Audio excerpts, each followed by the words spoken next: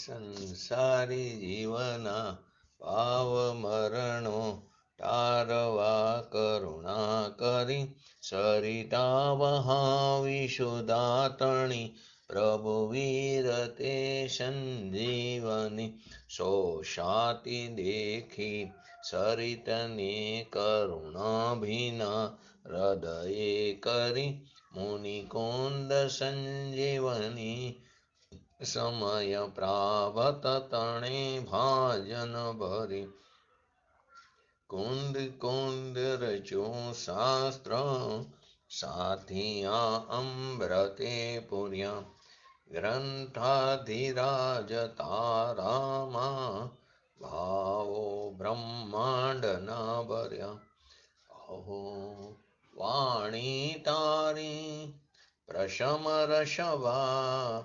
વેનિતરતી મુમુક્ષુને પાતી અમૃત રસ અંજલિ ભરી ભરી અનાદિની મૂર્છા વિષતણી ત્વરાથી ઉતરતી વિભાવેથી થંભે સ્વરૂપ ભણી દોડે પરિણતિ તોષે નિશ્ચય ગ્રંથ ભંગ સગરા વ્યવહારના વેદવા તો પ્રજ્ઞા છીણી જ્ઞાનને ઉદયની સંદેશો છેદવા સાથી સાધકનો તો વાનો જગનો સંદેશ મહાવીરનો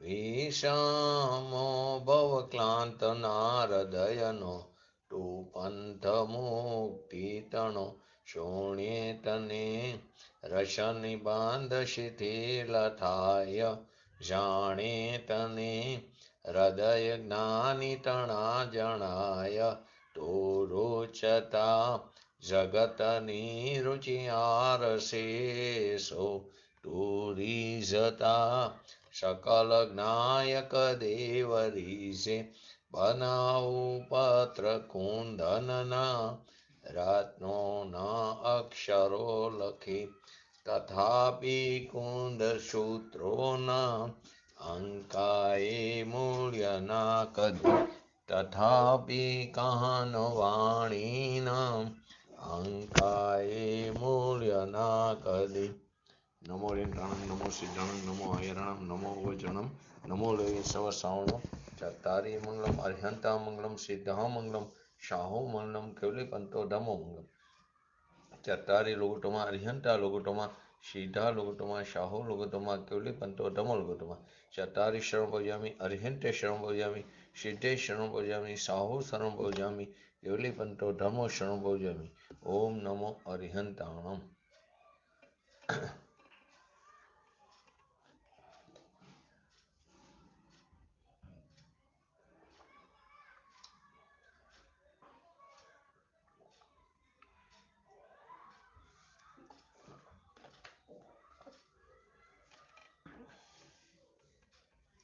શ્રી સમયસાર ગ્રંથાધિરાજ નિજરાધિકાર 138 નંબરનો કરસ. આ કરસની અંદર આચાર્ય અમરચંદ્ર દેવે અનાદિકાળથી મૌન નિદ્રામાં સૂતેલા જીવોને ઢંઢોરીને ઉઠાડ્યા છે. હે અંધ જીવો, જગતના જ્યાં મત્ત થઈ સૂતા રહો, તે અપદ છે, તે અપદ છે, તે વાતને સમજો. અહીં આવો, તમારું સ્વપદ આ છે, આજ છે, નિજ રસભર ચૈતન્યમય જે શુદ્ધ સુસ્થિત છે. આચાર્ય દેવ સંસારમાં જે મગ્ન જીવો છે એને સંબોધિત કરીને બતાવે છે. એ જગતના અંધ પ્રાણીઓ, અનાદિ સંસારથી માંડીને આજ સુધી પર્યાયે આપણે રાગી જીવો સદાય મર્ત વર્તા ટકા, સદાય મર્ત એટલે કે અંદર પાગલ થઈને વર્તા ટકા જે પદમાં સૂતા છીએ તે પદ અપદ છે, એ પદ અપદ છે એમ તમે જાણો. હે ભવ્ય જીવો, પાછે એક બાજુ ભવ્ય જીવ કે તમે આ તરફ આવો, આ તરફ આવો, કારણ કે આપણું પદ જ આ છે કે તમારું પદ આ છે. આ જ છે જ્યાં આપણી એટલે કે આચાર્ય કહે છે કે તમારી શુદ્ધ શુદ્ધ ચૈતન્ય જાતો નિજ રસથી ભરેલી હોવાને કારણે, નિજ રસથી ભરેલી હોવાને લીધે સ્થાયી ભાવત્વને તે પ્રાપ્ત છે, સ્થિર છે, અવિનાશી છે. તો આ કળશની અંદર 4 પદ 2 વાર અપદ અપદ, આ તરફ આવો, આ તરફ આવો, આ છે અને શુદ્ધ છે, શુદ્ધ છે, એની આપણે વાત કરી.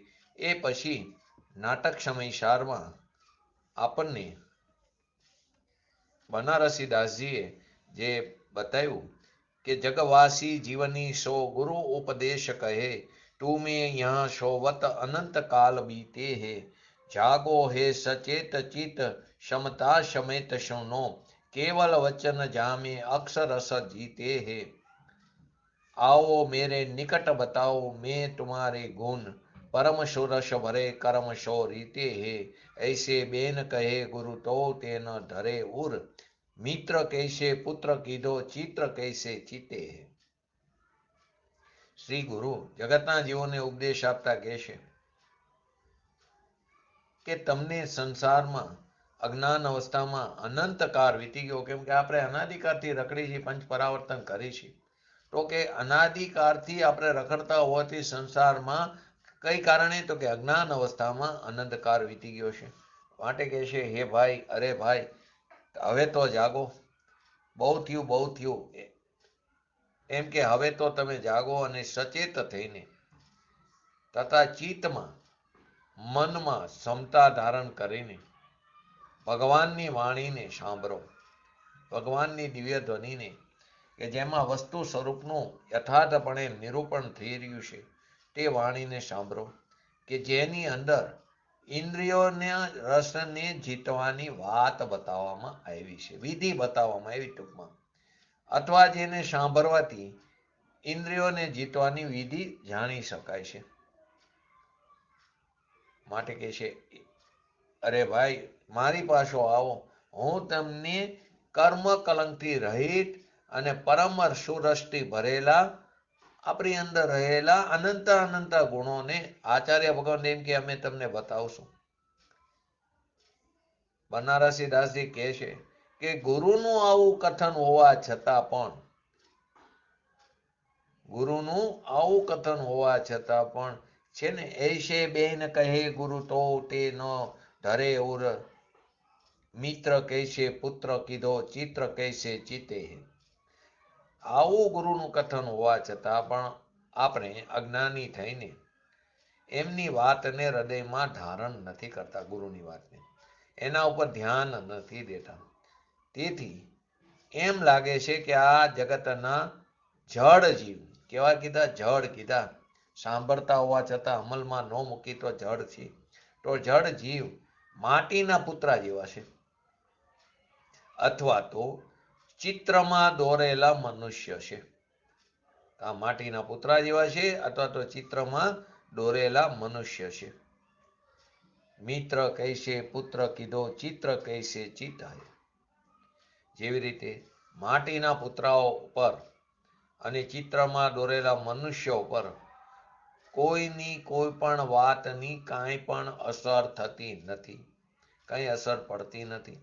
એવી રીતે અજ્ઞાની જીવો પણ ગુરુના ઉપદેશની, એમની વાતની એના ઉપર કાંઈ અસર દેખાતી નથી.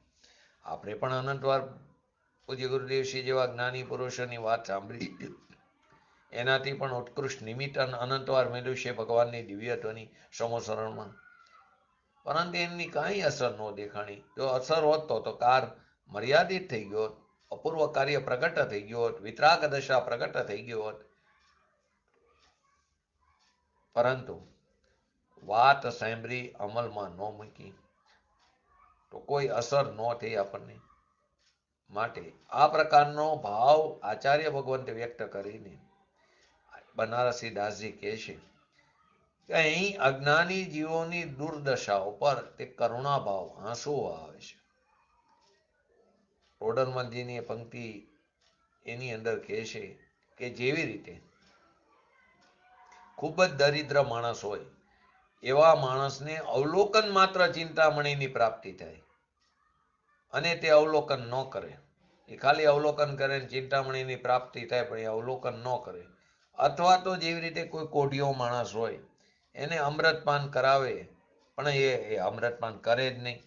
એવી રીતે સંસાર પીડિત જીવને, સંસારથી પીડિત છીએ આપણે, એ જીવને સુગમ, અત્યારે આપણને સુગમ રીતે દિવ્ય ધ્વનિ મળી છે પરોક્ષ રીતે, તો સુગમ રીતે મોક્ષ માર્ગના ઉપદેશનું નિમિત્ત બને અને આપણે એનો અભ્યાસ ન કરી અને આપણી પર્યાયને વેડફી નાખી. આ નિમિત્ત છે પરોક્ષ રીતે મળેલી દિવ્ય ધ્વનિ સરળ ભાષામાં ઉપલબ્ધ, અને જો આપણે એનો અભ્યાસ ન કરી તો આનાથી વધારે કમનસીબી શું? તો આપણા દુર્ભાગ્યનો મહિમા આચાર્ય ભગવંત એમ કહે છે અમારાથી થઈ શકતો નથી. આનાથી મોટું દુર્ભાગ્ય કયું? પાંચે પાંચ ઇન્દ્રિયો કામ કરે છે, સંઘની પણું મળ્યું છે, મનુષ્ય પણું મળ્યું છે, પંચેન્દ્રિય છે, ભવ્ય જીવ છે, સાચા દેવ સત્ર ગુરુનું શરણ મળ્યું છે,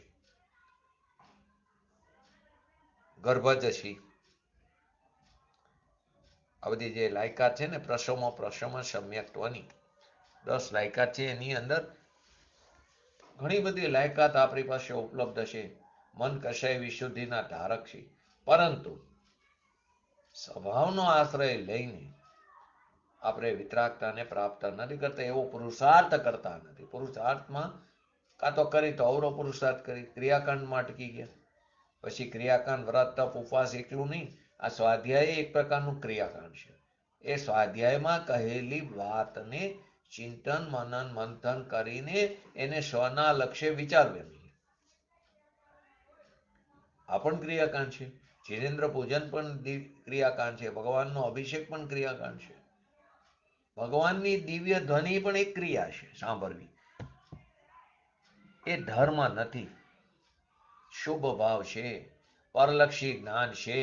એનાથી આત્મલક્ષી જ્ઞાન, એનાથી આત્મજ્ઞાન નહીં પ્રાપ્ત થાય. એ તો આત્મલક્ષી એટલે કે સ્વભાવ તરફ લક્ષ કરશું તો એ સમયની એ પર્યાયની યોગ્યતાથી એ જ્ઞાન, પોતાની યોગ્યતાથી એ જ્ઞાન પ્રાપ્ત થાય છે, પોતાની સ્વસત્તામાં રહીને. પરંતુ ભગવાનની દિવ્ય ધ્વનિ ઉત્કૃષ્ટ નિમિત્ત, અત્યારે તેમ કરીને અહીં અત્યારે આ કાર્ય મોક્ષ નથી, તો જશું વિદેહ ક્ષેત્રમાં ભગવાનની વાણી સાંભળશું અને ત્યાં જઈને મોક્ષ પ્રાપ્ત થવું. તો જેને આજની વાત કાલ ઉપર છોડી એની ક્યારેય કાલ પડતી નથી. અત્યારે પણ દિવ્ય ધ્વનિ તો છે પરોક્ષ રીતે, તો અત્યારે પણ કાર્ય તો પ્રગટ કરી શકાય છે. અત્યારે કરવું નથી, કાલ કરવું હોય તો કેવી રીતે થશે? માટે એમ કહે છે મોક્ષ માર્ગના ઉપદેશનું નિમિત્ત બને અને અભ્યાસ ન કરી તો એનાથી વધારે દુર્ભાગ્ય કયું? એ દુર્ભાગ્યનો મહિમા આચાર્ય ભગવાન એમ કે અમારાથી થઈ શકતો નથી. અને એમના ભવિષ્યનો વિચાર પૂજ્ય ગુરુદેવશ્રી કરુણા ભાવથી કહેતા, જીવોની કરુણતા, જીવોની હાલત ઉપર કરુણા આવતી જ્ઞાની પુરુષને આવે, તેમના ભવિષ્યનો વિચાર કરવાથી જ અમને કરુણા આવે છે કે ક્યાં જઈને પટકાશે આ જીવ. આચાર્ય ભગવાન ફરમાવે છે આ રીતે આચાર્ય દેવ સાંસારિક અપદ પદોથી વિરક્ત થઈને નિજ પદમાં આવવાની પ્રેરણા આપી રહ્યા છે. મૂળ પ્રયોજન તો એ છે કે તું ત્યાંથી હટી જા, 100માં આવી જા. આ કરસની છાયામાં 6 ધારાની અંદર જણાવ્યું છે, કહા રચો પર પદ મેં ન તેરો પદ યહે ક્યો દુઃખ સહે. શું કીધું? કહા રચો પર પદ મેં ન તેરો પદ યહે ક્યો દુઃખ સહે. અબ ડોલ હોઉં સુખી સ્વપદ રચી દાવ મત ચૂકો હે. આ જે ક્ષણ મેલી છે, અવસર મેલ્યો છે, એને ચૂકવા જેવો નથી. માટે કહે છે હજુ પણ જાગૃત ન થયા હોય આપણે તો પછી અવસર મેલ્યો છે જાગૃત થવાનો, અને જો હજુ પણ જાગૃત ન થયા તો પછી 4 ગતિ અને 84 લાખ યોનિઓમાં આપણે અનંતકાળ સુધી ભટકવું પડશે. તો આ પ્રકારે 138 નંબરના કળશને આપણે સંક્ષિપ્તમાં સમજ્યા. હવે પૂજ્ય ગુરુદેવશ્રીના પ્રવચનના આધારે તેનું આપણે વિસ્તૃત સમજી અને પછી 203 નંબરની ગાથામાં પ્રવેશ કરશું. આ સંસાર તો પ્રતિપદ મમી રાગેણો નિત્યમતા સુપ્તા યસ્મિન પદમ તદ્દી બુદ્ધ્ય ધ્વ મંદ્રા અતેતત પદ મિંદ યત્ર ચૈતન્ય ધાતુ શુદ્ધમ સ્વરસ ભરંત સ્થાયી ભાવત્વ મેતિ. આ કાવ્ય દ્વારા આચાર્ય દેવ અનાદિથી રાગાદિકને પોતાનું પદ જાણીને એ અપદને પોતાનું પદ જાણ્યું. એની અંદર જે સૂતા છે એવા સૂતેલા રાગી પ્રાણીઓને ઉપદેશ ફરમાવે છે. આ ગુરુ સંસારી ભવ્ય જીવોને સંબોધે છે. હે અંધ પ્રાણીઓ, અંધા એટલે કે હે અંધ પ્રાણીઓ, આ સંસારાત અનાદિ સંસારથી માંડીને પ્રતિપદમ પર્યાયે અમી રાગીણમ આ રાગી જીવો નિત્ય મતા સદાય મત વર્તા ઠકા યસ્મિન સુપ્તા જે પદમાં સુતા છે, ઊંઘે છે મોહ નિંદ્રામાં, તત તે પદ અર્થાત સ્થાન અપદ છે એ તમારું સ્થાન નથી. વિબુદ્ધ્યમ ધવમ એમ તમે સમજો. ખરેખર તો 2 વાર ફરમાવાથી અતિ કરુણા ભાવ સૂચિત થાય છે. એતમ આ તરફ આવો અહીં નિવાસ કરો. પદમ ઇદમ આ તમારું પદ છે, આ છે. યત્ર જ્યાં શુદ્ધમ ચૈતન્ય ધાતુ શુદ્ધ ચૈતન્ય ધાતુ સ્વરસ ભરત નિજ રસની અતિશયતાને લીધે સ્થાયી ભાવત્વમ ઇતિ સ્થાયી ભાવપણાને પ્રાપ્ત છે, એટલે કે સ્થિર છે, અવિનાશી છે. શુદ્ધ શબ્દ 2 વાર કીધો એટલે કે તે દ્રવ્ય અને ભાવની શુદ્ધતાને બતાવે છે. અન્ય દ્રવ્યોથી જુદો હોવાને લીધે આત્મા દ્રવ્ય શુદ્ધ છે અને પરના નિમિત્તે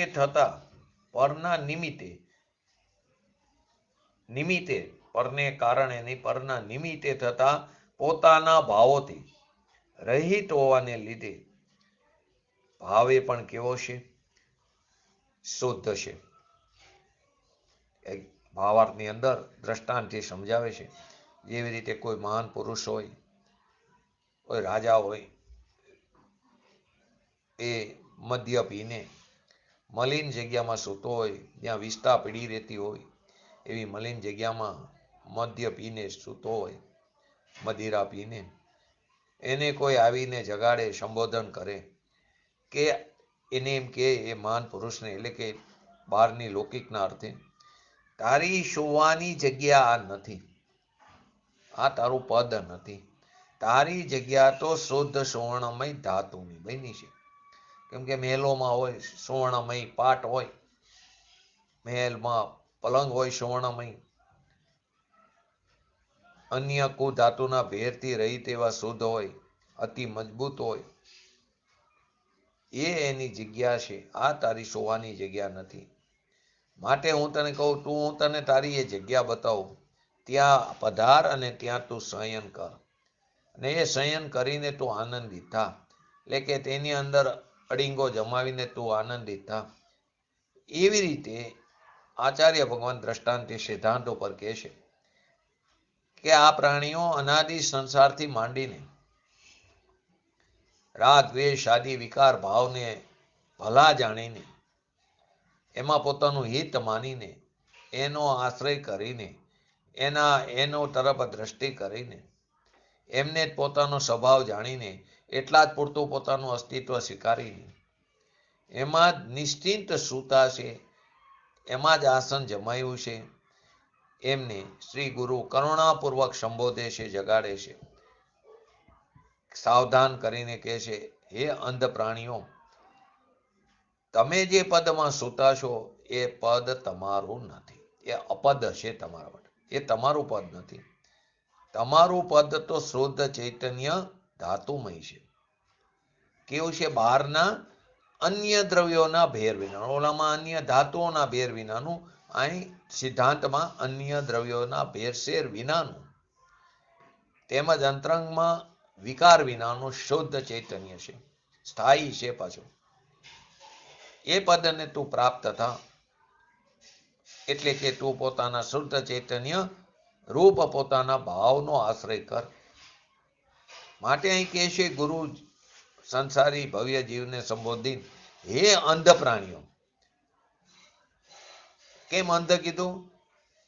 કે હે પ્રાણી, તારી ચીજ જે આનંદમય છે, તું અનાદિ કાળથી તે તરફ દ્રષ્ટિ જ નથી કરી. તારી ચીજ આનંદથી ભરપૂર પડેલી છે, આનંદમય છે, એને તું જોતો નથી.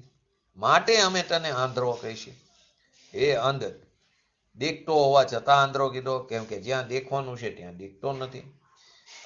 અનાદિ સંસારથી માંડીને પર્યાયે પર્યાય, ક્ષણે ક્ષણે આપણે કેવા છીએ? રાગ દશામાં વર્તા આ રાગી જીવો સદાય મત વર્તા ટકા. એમાં મદોન્મત છે. હું મનુષ્ય છું, હું દેવ છું, હું નારકી છું, હું મૂર્ખ છું, હું પંડિત છું, હું રાજા છું, હું રંક છું.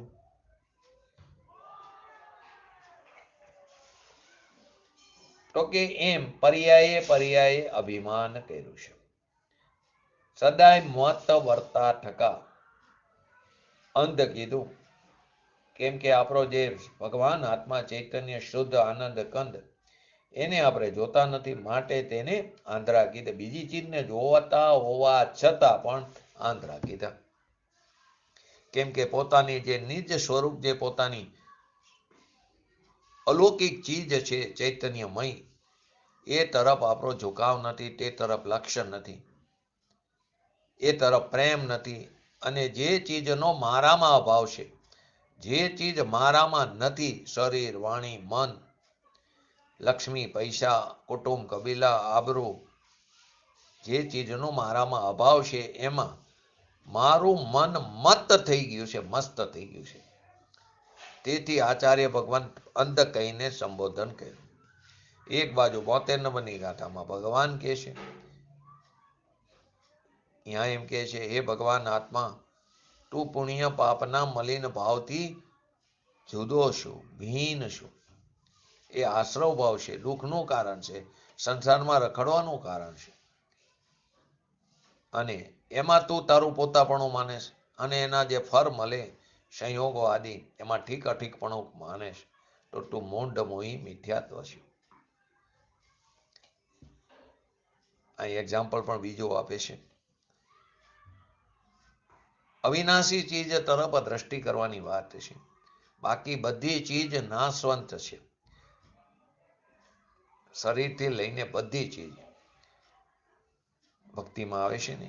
દેવે દ્વારિકા નગરી રચી. કોના માટે? વાસુદેવ માટે, નારાયણ માટે. દેવે દ્વારિકા રચી, જેની હજારો હજારો ઇન્દ્રો સેવા કરતા હોય. અને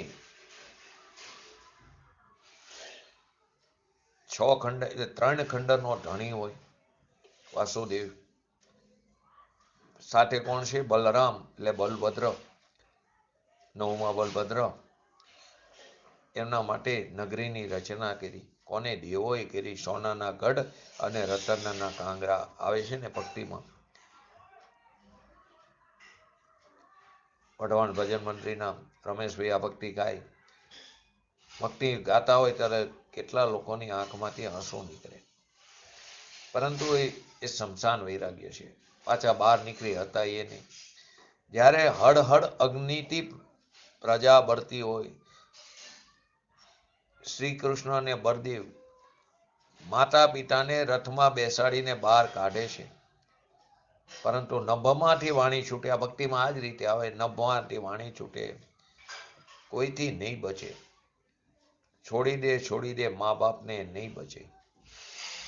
જેની હજારો દેવ સેવા કરતા હતા, જે દેવોએ દ્વારકા નગરીની રચના કરી એ નગરીનો પણ નાશ થાય, અને મા બાપને એ વાસુદેવ અને બલભદ્ર એટલે કે બલરામ અને કૃષ્ણ એ મા બાપને બચાવી શકતા નથી.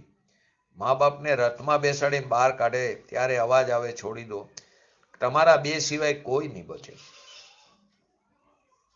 રોવે પણ કોઈ બચાવી શકતું નથી, કેમ કે નાશવાન ચીજનો એક કાર પર્યાયનો એ કાર આવી ગયો, સ્વકાર, એ નાશ જ થવાની, એને કોઈ બચાવી શકતું નથી. અને આપણે શું કરીએ અત્યારે?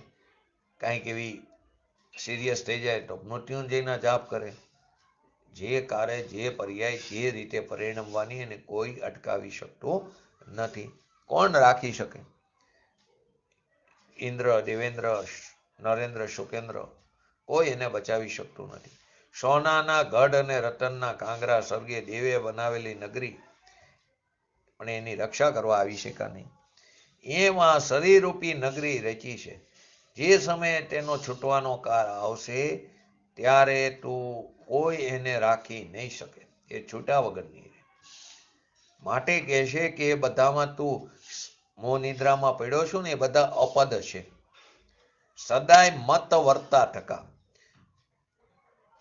એ બધા તારા માટે અપદ છે. શરીરમાં આપણી દ્રષ્ટિ પડી છે, એ આપણું પદ નહીં. શરીર, વાણી, લક્ષ્મી, પૈસા, આબરૂ, કીર્તિ, એ બધું મારું પદ નથી. એ અપદમાં જાય, એમાં તું સૂતો છું. માટે તું તારા પદની દરકાર કર, ખેવના કર, સંભાળ લે. જે પદમાં તું સૂતો છું, શરીરમાં, વાણીમાં, સ્ત્રી, પૈસા, કુટુંબ, મકાન, એ કોઈ કામમાં નહીં આવે. આપણે શ્રી કૃષ્ણ અને બલરામનું જોયું, બલરામનું કોઈ બચાવવા ન આવ્યો. અંદર એમની હજારો રાણીઓ, અર્ધાંગના રાણી પોકાર કરે, અમને બહાર કાઢો, પરંતુ બચાવી શકતા નથી. કોણ કોને કાઢી શકે? આપણી દ્રષ્ટિ પર ઉપર પીડી છે, અપદમાં પીડી છે. આપણી અંદરનું જે પોતાનું સ્વપદ છે, શું ચીજ છે, કેવો એનો મહિમા છે, એની જ ખબર નથી. આપણી બુદ્ધિ અપદમાં રોકાઈ ગઈ છે. માટે અહીં કે આચાર્ય એકવાર ભગવાન તરીકે પણ સંબોધન કરે ને એકવાર અંધ તરીકે પણ સંબોધન કરે. 72 નંબરની ગાથામાં ભગવાન કે દ્રવ્યની અપેક્ષા, દ્રવ્ય દ્રષ્ટિની અપેક્ષા, તું ભગવાન આત્મા, તું પણ ભગવાન છું, તું પણ ત્રિકારી દ્રવ્યની અપેક્ષાએ તું પણ શુદ્ધ છું. તારામાં ને મારામાં કોઈ ફરક નથી. અને પર્યાયમાં રહેલી અશુદ્ધતાને લક્ષ્યમાં લઈને કે એના તરફ તું દ્રષ્ટિ નથી કરતો, એટલે તારી પર્યાયમાં અશુદ્ધતા છે. તો તું દ્રષ્ટિ નથી કરતો એ અપેક્ષાએ તને અંધ કીધો. પર્યાયમાં રાગ, દ્વેષ, પુણ્ય અને પાપના ફરમાં મત થઈ ગયો, મસ્ત થઈ ગયો, પાગલ થઈ ગયો છે, કે જે ચીજ નાશવાન છે એની અંદર તે એકત્વ ઘેરું છે. શરીર રૂપારું હોય અને એનામાં તું મદોન્મત થઈ જા તો એ પણ એકવાર સરકશે ને અગ્નિમાં, એ ત્વચા નીકળી જાય કોઈની, અને પછી એની નીચેનો જુઓ તમે, પછી નહીં થાય, તૃણા થશે. આ જ ભવમાં શરીરની સ્થિતિ, આવું તો આપણે અનેક વાર શમશાનમાં પણ જોયું છે, પરંતુ શમશાન વૈરાગ રહેશે, કેમ કે એ બધી મારી ચીજ જ નથી, મારામાં એનો અભાવ છે.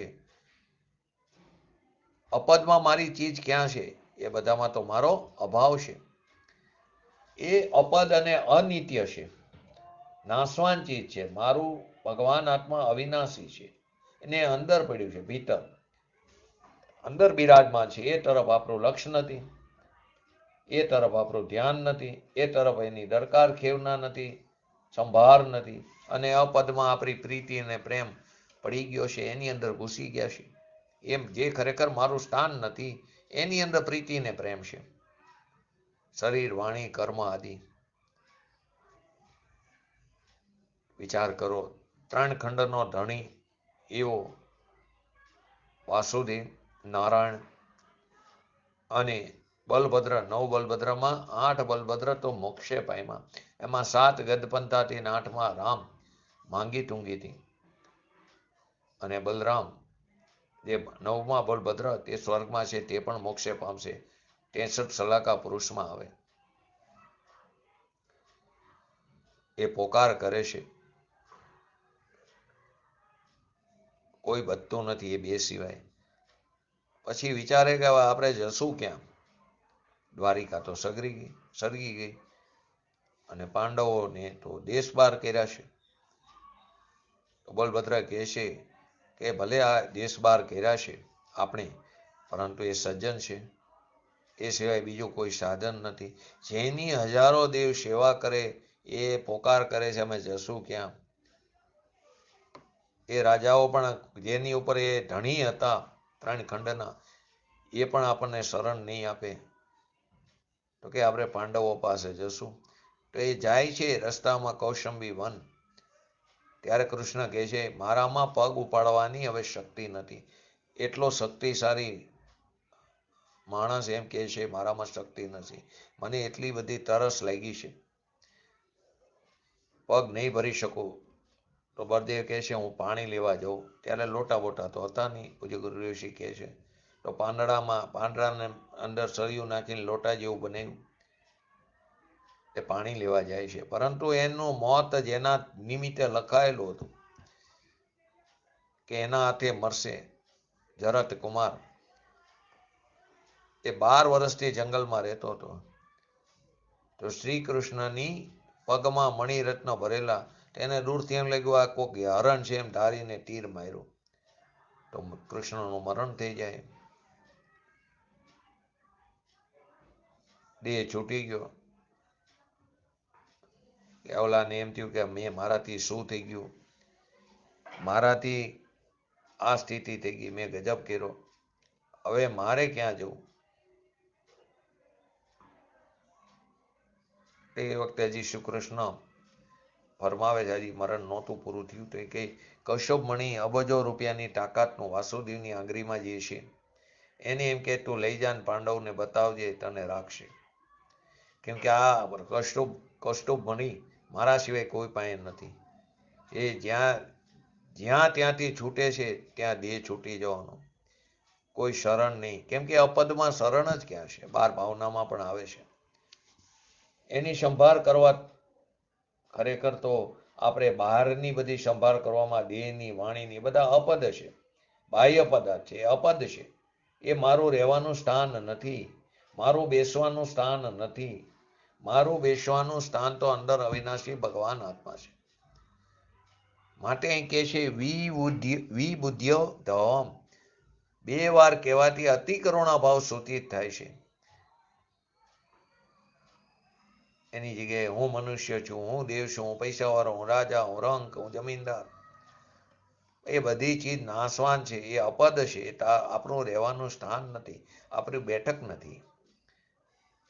જેવી રીતે દારૂ પીને જ્યાં વિષ્ટા પીડી હોય અહીંયા કોઈ સૂઈ જાય, રાજા આદિ કરોડપતિ માણસો, તો કે તમારું સ્થાન તો સોનાના જે સિંહાસન છે એ તમારું સ્થાન છે.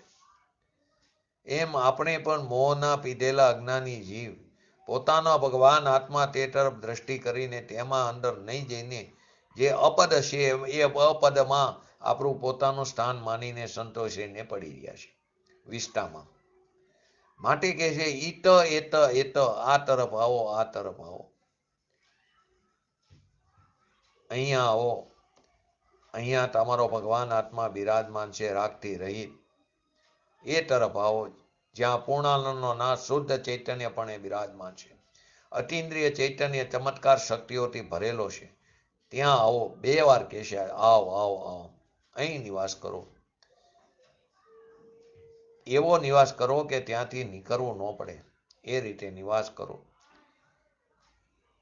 માટે કહેશે અંદર જે ચૈતન્ય મૂર્તિ ભગવાન આત્મા છે ત્યાં આવો, અંદર બિરાજમાન થયા. પછી કહે છે કે જ્યાં શુદ્ધ ચૈતન્ય ધાતુ, 2 વાર કીધું, શુદ્ધ દ્રવ્ય અને પર્યાય શુદ્ધ. દ્રવ્ય અને ગુણે તો શુદ્ધ જ છે, શુદ્ધ. પર્યાય અપેક્ષા લો તો કારણ શુદ્ધ પર્યાય લેવી. કાર્ય શુદ્ધ પર્યાયમાં તો સંસાર દશામાં અશુદ્ધતા પડેલી છે. બાકી ગુણ અને દ્રવ્ય તો શુદ્ધ છે, કે જેણે પોતાનું ચૈતન્યપણું ધારી રાખ્યું છે, એણે રાગ અને પુણ્યને નથી ધાર્યા, એણે અતિન્દ્રિય આનંદને ધારી રાખ્યો છે. સ્વરસ ભરત, નિજ રસની ભરત એટલે અતિશયતાને લીધે એના રસમાં એટલો રસ છે, અતિશય આનંદ રસ, જ્ઞાન રસ, શાંત રસ, સ્વચ્છતા રસ, પ્રભુતા રસ, એવા અનંત ગુણોના રસ અંદર ભરેલા છે. નિજ રસની અતિશયતા, વિશેષતા, એવો નિજ રસ ભેરો છે, એના જેવો લોકમાં ક્યાંય નથી. અલૌકિક એવો આનંદ રસ, જેમાં પ્રભુ, એ આનંદ રસ ક્યાં છે? ભગવાન આત્મામાં. એવા અતિન્દ્રિય ચૈતન્ય ધાતુ જેને ધારી રાખ્યું છે, ધારણ કર્યું છે, એને વિકાર ભાવને ધારણ નથી કર્યા. એની જગ્યાએ આપણે બહારના ધંધા આદિમાં એટલા બધા ગરા ડૂબ છીએ, ખૂબ કમાઈ પછી 2-5 લાખ રૂપિયાનું દાન આપી, મેં તો ખૂબ ધર્મ કર્યો, એ પણ સ્વભાવ છે, એ પણ અપદ છે, એ તારું પદ નથી. સંસાર આખી જ દુઃખમય છે. શરીર, વાણી, કર્મ, પૈસા, અબરૂ, કીર્તિ બધા દુઃખના નિમિત્ત છે, માટે દુઃખમય કહેવામાં આવ્યું. 5-25 લાખની આવક થાય મહિને તો મગજ 7મા આસમાને ચડી જાય કે તું પાગલ થઈ ગયો છું. જે તારી ચીજ નથી, ત્યાં દારૂ પીને જેમ વિષ્ટાના સ્થાનમાં જે ઓલો બેઠો હોય કરોડપતિ કે રાજા, એમ આપણે મિથ્યાત્વનો મોટો દારૂ પીને જે સ્થાન મારું પદ નથી, અહીંયા આપણે મોહ નિંદ્રામાં અનાદિકાળથી સૂતા છે. પોતાનો ભગવાન આત્મા સ્વરસથી ભરેલો છે. સ્વરસની વિશેષતાથી, અતિશયતાથી આવી વાત આ કારે સાંભળવા મળે નહીં. સાંભળવા મળે નહીં તો અમલ ક્યારે થાય? તો એ કઈ રીતે અહીંયા જઈ શકશે?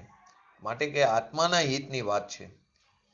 ત્યાં સુધી કીધું પંચમહાવ્રતના પરિણામ, એ પણ એની અંદર એવું, એ પણ અપદ છે. આપણું પદ તો શુદ્ધ ચૈતન્ય ધાતુ અંદર બિરાજમાન છે. કર્મના નિમિત્તે રાગ થાય, એનાથી પણ મારી ચૈતન્ય ચીજ ભિન્ન છે. આપણી ચીજને રાગની લાર પણ ચોટતી નથી, અડતી નથી. દયા, દામ, વ્રત, તપ, ક્રોધ, માન, માયા, લોભ આદિના પરિણામ એ મારી ચીજને અડતા નથી. એવી મારી ચીજ અંદર નિર્લેપ રીતે ભિન્ન પડી છે. આનંદનો સાગર જ્યાં ઉછરે છે, ત્યાં જવાની વાત કરે છે. સ્વરસ ભરત, નિજ શક્તિના રસના આનંદ આદિ અનેક ગુણ, અસ્તિત્વનો આનંદ, વસ્તુત્વનો આનંદ, જીવત્વનો આનંદ, જ્ઞાનનો, દર્શનનો, ચારિત્રનો, શાંતિનો, એવા અનંત ગુણોનો આનંદ, એવા રસથી જે ભેરો છે, ત્યાં તું નિવાસ કર, એ તારું પદ છે. એ સ્થાયી ભાવપણાને પ્રાપ્ત છે. જ્યારે શરીર રાગ નાશવાન છે, ત્યારે આ સ્થાયી ભાવ, સ્થિર ભાવ અંદર પડ્યો છે, રહેનાર છે કાયમ માટે. અને આ બધા આપણે પૈસા કમાઈ કરોડપતિ થઈ મરીને જો સ્વભાવનું ભાન નહીં કર્યું હોય તો લીલોતરીમાં, કંદમૂળમાં, લસણમાં પડશું, એકેન્દ્રિય થઈને, નિગોદિયા થઈને. અહીંયા આપણે કુટુંબ કબીલામાં સારા વૈભવમાં, વિલામાં પડ્યા હોય, મોજ માણતા હોય, એમાં પણ જો દીકરાના લગ્ન હોય એટલો બધો ખર્ચો કરે, એટલો બધો ખર્ચો કરે કે એની વાહ વાહ કરતા એના કંઠ બેસી જાય. કેમ કે રાગના રશિયાના રાગ કંઠ બેસી જાય તો પણ રાયડું પાડ્યા કરે. તો અહીં એમ કે છે આચાર્ય ભગવાન કે મૂર્ખ છું, આપણો રસ્તો, આપણો જ્યાં સ્થાયી ભાવ છે એની અંદર છે, ને એ બધા તો અસ્થાયી ભાવ અપદ છે. માટે કીધું સ્થાયી ભાવપણાને પ્રાપ્ત છે, સ્થિર છે, માટે અંદર જા. જે અવિનાશી ધ્રુવ, એ તારું પદ છે, ધ્રુવધામ. એ પદમાં આવી જા, અપદમાંથી છૂટી જા. જન્મ મરણથી જો રહિત થવું હોય તો કન્ડિશન, તો અપદથી છૂટીને પદમાં આવી જા. અહીંયા આસન લગાડ, ઉદાસીન થઈ જા. આવો ભગવાન આત્મા ચૈતન્ય ધાતુ નિજ રસથી અંદર ભરેલો આનંદનો રસ, જેવી રીતે પૂજ્ય ગુરુદેવશ્રીએ દ્રષ્ટાંતમાં પૂરણપૂરી કીધી, ઘીમાં નાખીને તરબોળ કરીને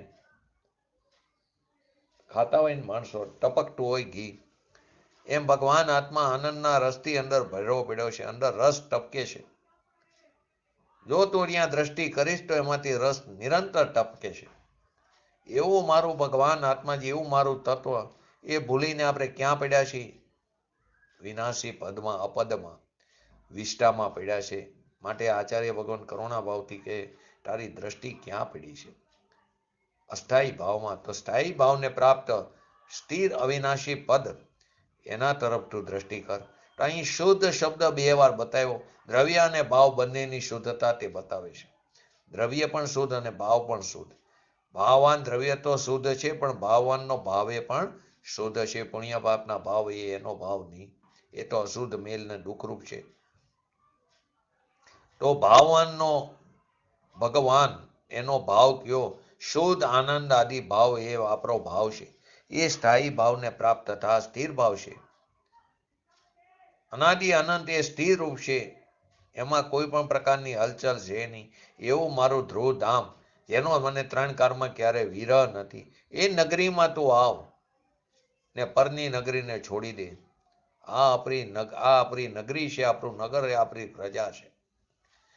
સમસ્ત અન્ય દ્રવ્યોથી જુદો હોવાને લીધે આત્મા દ્રવ્ય પણ શુદ્ધ અને પરના નિમિત્તે થતા પોતાના ભાવોથી, કેમ કે પુણ્ય પાપના ભાવ પર્યાયમાં થાય છે, તો પોતાના ભાવથી પણ ભિન્ન છે. કોઈ વાંચન નથી આપણું, શ્રવણ નથી, મનન નહીં, અને બહારના પદોમાં, ધંધામાં, સ્ત્રી કુટુંબમાં એટલા બધા મત એટલે કે મશગુલ છે, પાગલ થઈ.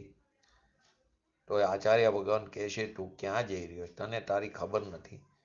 તું વેશ્યાના ઘરે જાસ, તું વ્યભિચારી થાશ.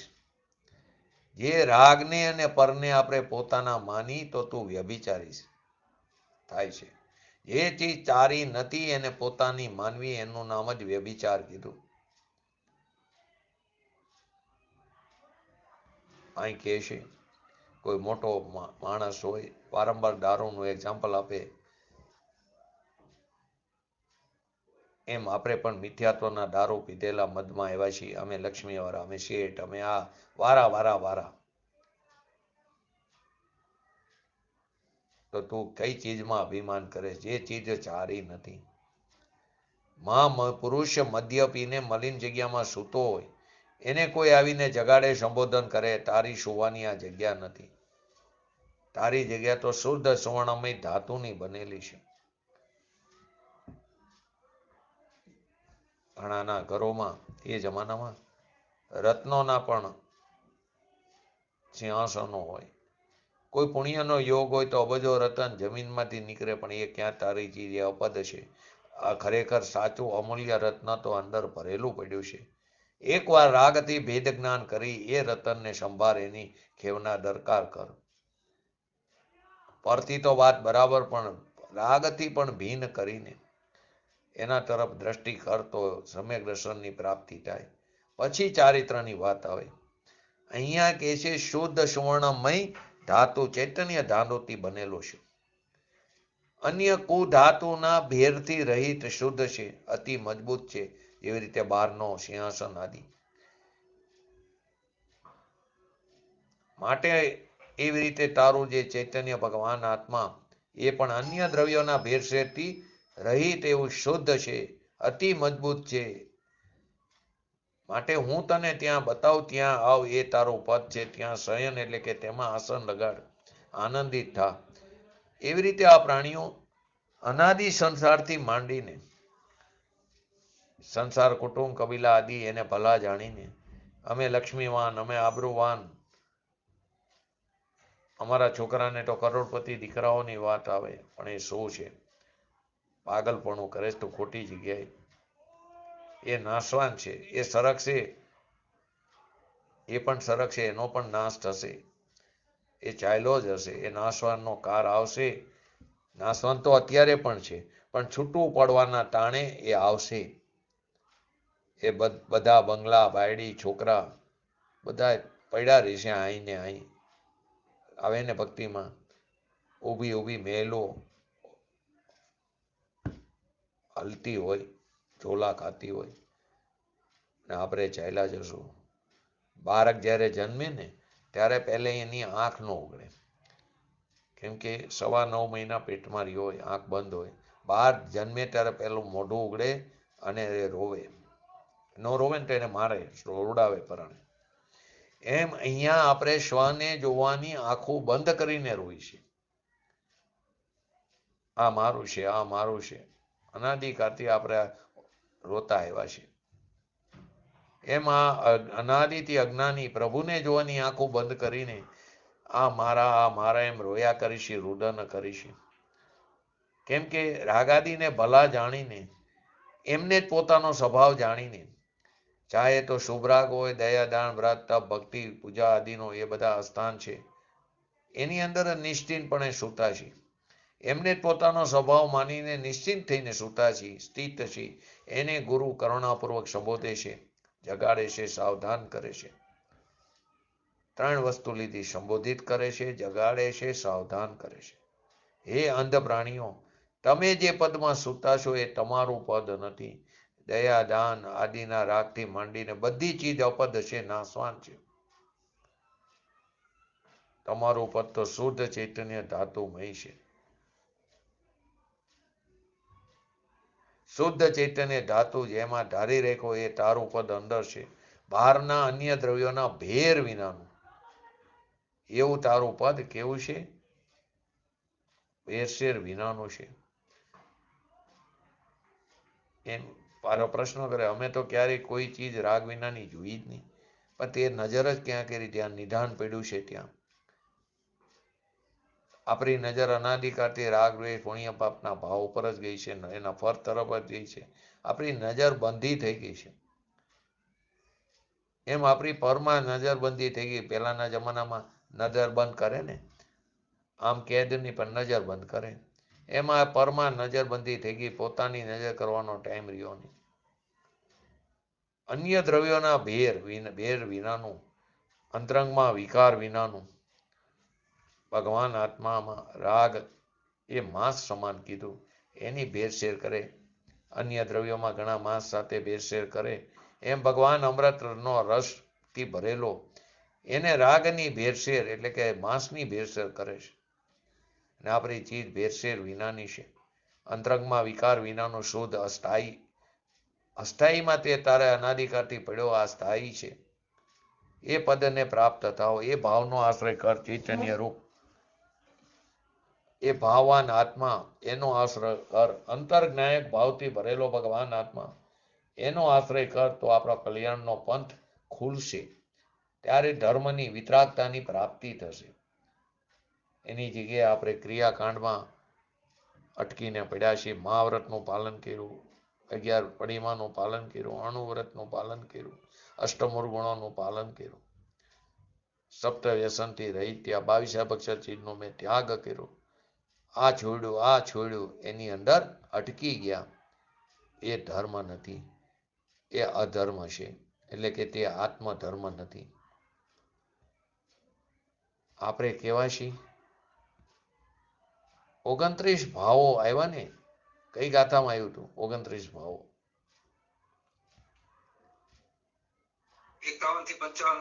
50 થી 55 નંબરની ગાથા. એવા ઉકેડો કીધો. એ ભાવોથી કેવા છીએ આપણે? રહિત છીએ. તો શું આવે એની અંદર? ક્યાં ભાવ હતા યાદ રહેશે તો લઈ લે. પછી 203 નંબરની ગાથા લેશું. તો જીવ કેવી ચૈતન્ય શક્તિ માત્ર છે. ચિત્ત શક્તિ જીવનું સર્વસ્વ છે. એ સિવાયના જે કંઈ પણ ભાવો છે તે બધા પૌદ્ગલિક છે. પૂતગલ દ્રવ્યના પરિણામ કીધા.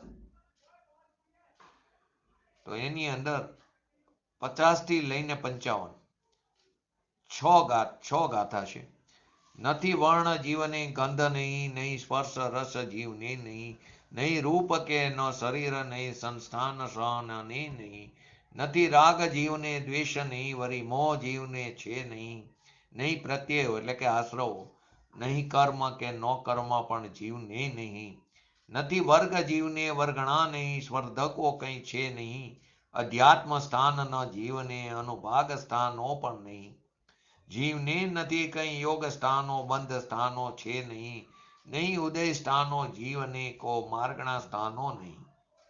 સ્થિતિ બંધ સ્થાન ન જીવને સંકલેશ સ્થાનો પણ નહીં, સ્થાનો વિશુદ્ધિ તણાનો સંયમ લબ્ધિના સ્થાનો નહીં. નથી જીવ સ્થાનો જીવની ગુણસ્થાન પણ જીવને નહીં, પરિણામ પૂતગલ દ્રવ્યના આ સર્વ હોવાથી નક્કી. આ પ્રમાણે આ 6 ગાથા જેની અંદર કીધું જીવને વર્ણ નથી, ગંધ નથી, સ્પર્શ પણ નથી, રૂપ પણ નથી, શરીર પણ નથી, સંસ્થાન અને સહનન પણ નથી. આ પહેલી ગાથા 50. 51માં જીવને રાગ નથી, દ્વેષ નથી, મોહ પણ વિદ્યમાન નથી, પ્રત્યે એટલે કે આશ્રવો પણ નથી, કર્મ પણ નથી અને ન કર્મ પણ નથી.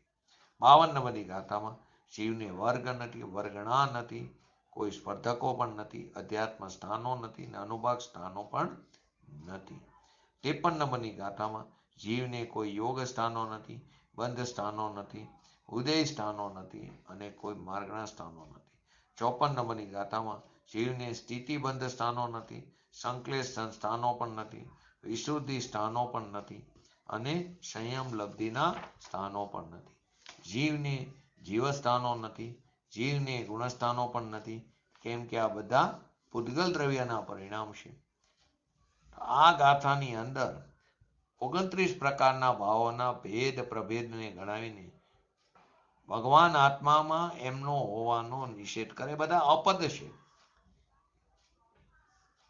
તો આ ગાથામાં જ્ઞાની પુરુષ આચાર્ય ભગવંત કે આ બધા જે ભાવો છે એ પૂતગલ દ્રવ્યના પરિણામ હોવાથી પોતાની અનુભૂતિથી ભિન્ન છે, અનુભૂતિ સ્વરૂપ ભગવાન આત્માથી તે ભિન્ન છે. તો આ પ્રકારે 29 ભાવોને ઉકેલો બતાવવામાં આવ્યો. તો 203 નંબરની ગાથા એનું થોડુંક લઈને પછી આગળ આવતીકાલે લેશું. તો 202 પછી આચાર્ય જયસેનજીની તાત્પર્ય વૃત્તિમાં 3 ગાથા આવી, જે આત્મખ્યાતિની અંદર 216, 217 અને 218 એ જ છે ગાથા, ક્રમભેદ છે માટે તેની વિશેષ ચર્ચા ત્યારે લઈશું આચાર્ય જયસેનજીની તાત્પર્ય વૃત્તિની. તો 203 નંબરની ગાથામાં કરસની અંદર એમ કહેવામાં આવ્યું હતું, એની પહેલાનો આપણે 138 નંબરનો જે કરસ જોયો કે એ જગતના અંધ પ્રાણીએ તમે જે પદમાં પોતાપણું કહીએ સુઈ રહ્યા છો તે પદ અપદ હશે, એ પદ તમારું પદ નથી, તેથી તમે તેને છોડીને સ્વપદમાં આવો. પ્રશ્ન ઉઠવો સ્વાભાવિક છે. એ જો પદ અમારું પદ નથી તો અમારું પદ કયું? તેના ઉત્તરમાં 203 નંબરની ગાથાનો જન્મ થયો, ઉદ્ભવ થયો. તો એનું હરિગીત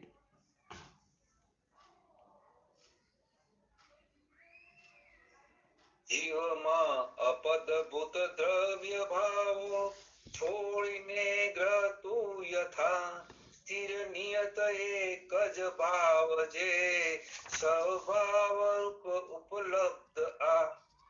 એમ કે છે, હે ભવ્ય જીવો, આત્મામાં અપદભૂત દ્રવ્ય ભાવોને છોડીને નિશ્ચિત, સ્થિર અને એકરૂપ તથા સ્વભાવ રૂપે ઉપલબ્ધ પ્રત્યક્ષ અનુભવ ગોચર આજે જ્ઞાન ભાવ જેવો છે તેવો જ ગ્રહણ કરવો. કેમ કે એ જ આપણું ખરેખર તો સ્વપદ, એ જ તમારું પદ છે. આત્મખ્યાતિ ટીકાની અંદર કીધું, વાસ્તવમાં આ ભગવાન આત્મામાં બહુ દ્રવ્ય ભાવો મધ્યે જ અતત સ્વભાવરૂપ એટલે કે પર ભાવરૂપ અનુભવમાં આવતા અનિયત અવસ્થા વાળા અનેક રૂપ ક્ષણિક વ્યભિચારી ભાવો છે. એ બધા સ્વયં અસ્થાયી હોવાને કારણે સ્થાતાનું સ્થાન અર્થાત રહેનારનું સ્થાન નથી, ને રહેનારનું સ્થાન નહીં શકવા, રહેવાનું રહેઠાણ નહીં હોઈ શકવાને કારણે અપદભૂત છે. અને જે તત સ્વભાવે એટલે કે આત્મ સ્વભાવ ભાવ રૂપે અનુભવમાં આવતો નિયત અવસ્થા વાળો એકરૂપ નિત્ય અવ્યભિચારી ભાવ જે છે તે એક જ સ્વયં સ્થાયી હોવાને કારણે સ્થાતાનું સ્થાન એટલે કે રહેનારનું રહેઠાણ થઈ શકવાની યોગ્ય હોવાથી તે પદભૂત છે.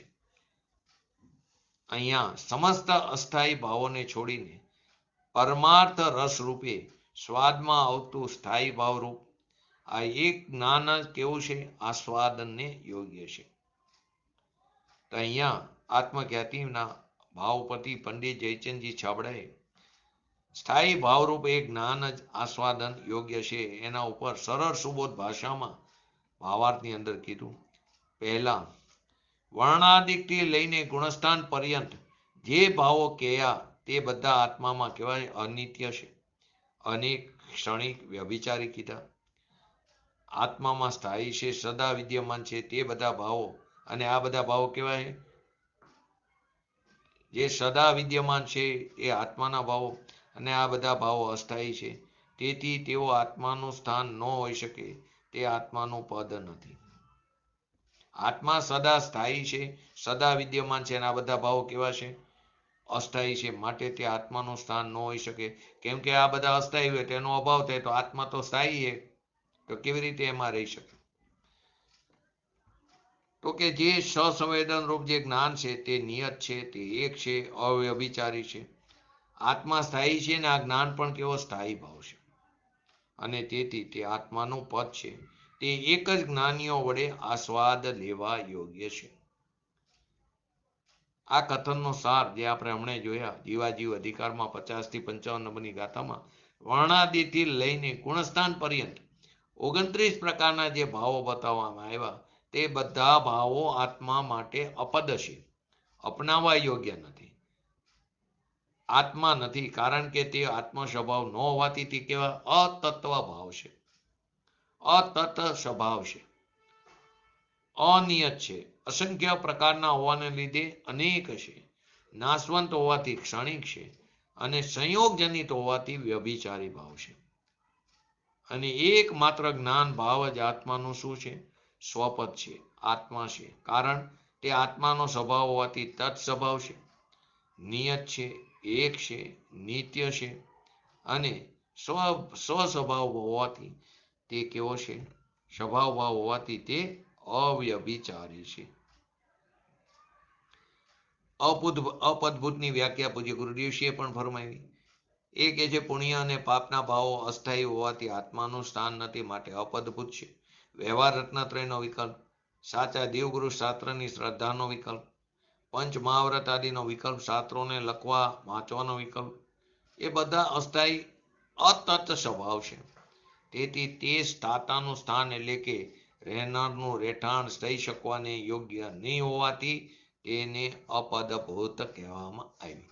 આની વિશેષ ચર્ચા એક તો પહેલા આપણે ફરીવાર જીવાજીવ અધિકારની 50 થી 55 નંબરની ગાથાના 29 ભાવોને સમજશું, અને પછી આ ગાથા ઉપર પૂજ્ય ગુરુદેવશ્રીની વાતને આગળ સમજશું, અને સંક્ષિપ્તમાં સમજ્યા પછી પ્રવચનને પણ આધાર લઈને સમજશું.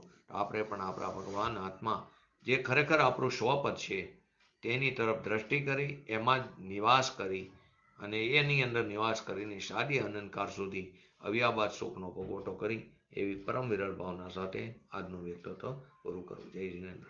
જીનવાની સ્તુતિ.